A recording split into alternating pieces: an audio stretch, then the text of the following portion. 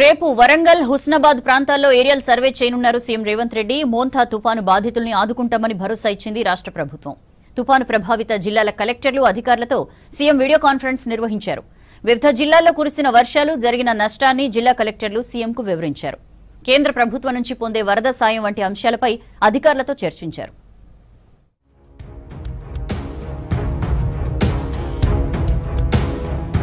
రేపు వరద ప్రభావిత ప్రాంతాల్లో పర్యటించనున్నారు ముఖ్యమంత్రి రేవంత్ రెడ్డి. వరంగల్ హుస్నాబాద్ ప్రాంతాల్లో ఏరియల్ సర్వే చేయనున్నారు. మోంతా తుఫాన్ ఎఫెక్ట్ జిల్లాల్లో ఇన్ఛార్జి మంత్రులు క్షేత్రస్థాయిలోనే ఉండాలని ఆదేశించారు. వరద సహాయక చర్యలు సాయంపై ఎప్పటికప్పుడు రివ్యూ చేయాలని సూచించారు. ప్రజలకు సహాయ సహకారాలు అందించేందుకు రాష్ట్ర ప్రభుత్వం రెడీగా ఉందన్నారు సీఎం రేవంత్ రెడ్డి.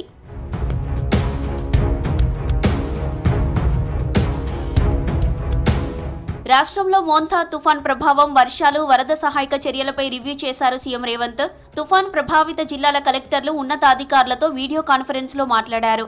రాష్ట్రంలోని 16 జిల్లాలపై మోంతా తుఫాన్ ప్రభావం ఉంటుందన్న వాతావరణ శాఖ వార్నింగ్ తో ముందస్తు చర్యలు చేపట్టామన్నారు సీఎం.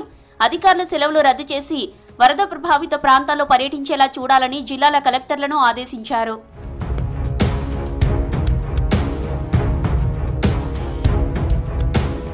రోడ్లపై బ్రిడ్జిలు, లో లెవెల్ కాజ్వేల దగ్గర దెబ్బతిన్న చోట్ల ట్రాఫిక్ ను డైవర్ట్ చేయాలని సూచించారు సీఎం రేవంత్ రెడ్డి. ప్రజలు అవసరమైతే తప్ప రోడ్లపైకి రాకుండా అవగాహన కల్పించాలన్నారు.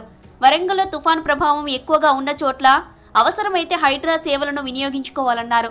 తుఫాన్ ప్రభావిత ప్రాంతాల్లో వరిధాన్యం సేకరణ కేంద్రాల వద్ద క్షేత్రస్థాయిలో తీసుకోవాల్సిన చర్యలపై పౌర సరఫరాల విభాగం ఎప్పటికప్పుడు కలెక్టర్లకు తగిన సూచనలు చేయాలన్నారు సీఎం.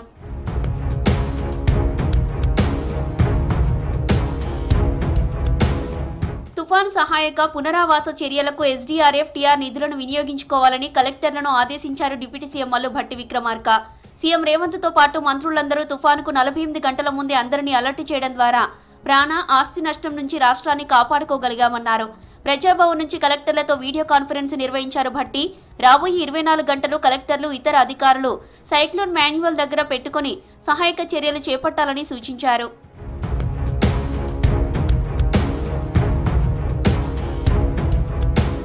మోంతా తుఫాన్ ప్రభావంతో ప్రాణ నష్టం జరగకుండా రోడ్లు, భవనాల శాఖ పూర్తి అప్రమత్తంగా ఉందన్నారు మంత్రి కోమటిరెడ్డి వెంకటరెడ్డి.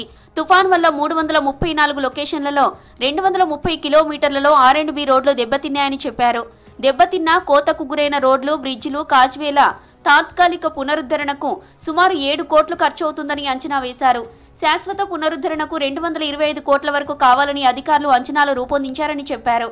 తుఫాన్ ఎఫెక్ట్ పై సీఎం రేవంత్ నిర్వహించిన వీడియో కాన్ఫరెన్స్ లో పాల్గొన్నారు మంత్రి. తుఫాన్ కారణంగా ఉమ్మడి నల్గొండ రైతులు తీవ్రంగా నష్టపోయారని సీఎం దృష్టికి తీసుకెళ్లారు.